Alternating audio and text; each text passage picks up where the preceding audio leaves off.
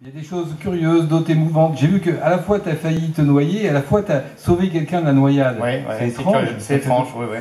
Mais ce sont les circonstances de la vie. Mais c'est vrai que j'ai failli me noyer. Et, avec l'eau, il y a quelque chose. Il y a quelque chose dans l'eau. Après, j'aime beaucoup l'eau. Moi, je suis quelqu'un. Ma salle de bain, c'est mon bureau. Je passe des fois des heures et des heures dans la baignoire. Je rentre avec une eau bouillante et je ressors gelé. Voilà, j'attends que ça gèle. Et voilà, donc mais je suis comme ça et j'aime beaucoup l'eau. Mais c'est vrai que cette fois-là, à Porto Rico, vous verrez à la lecture.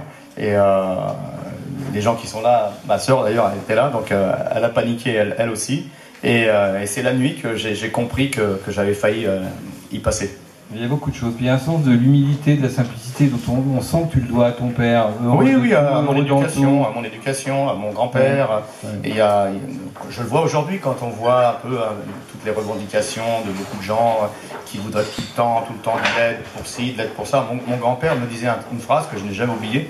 Il m'a dit, si tu demandes de l'aide un jour, tu demandes une seule fois si on te refuse. Jamais deux. Et si quelqu'un te fait du bien, rends-lui le double. Voilà. J'ai grandi avec ça.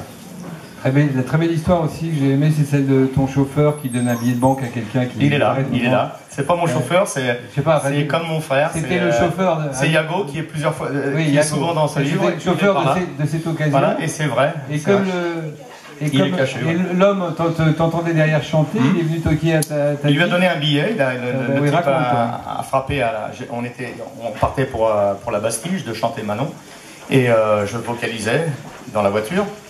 Et je sais pas comment, le mendiant, je sais plus quel terme j'ai utilisé, a frappé au carreau, comme ça se fait à Port de Vincennes. Et mon ami Yago lui a tendu un billet. Et moi j'ai continué à chanter. Il est passé derrière et a toqué à ma fenêtre. Je me suis dit, quel culot quand même, on vient de lui donner un machin. Bon, et alors j'ai baissé le carreau pour lui dire quand même, t'es un peu culotté. Et il m'a dit, non, vous pouvez continuer. Et j'ai continué à chanter et il m'a rendu le billet. Ouais. C'est formidable. C'était une des plus belles leçons. Oui, c'est une leçon de vie formidable, je trouve.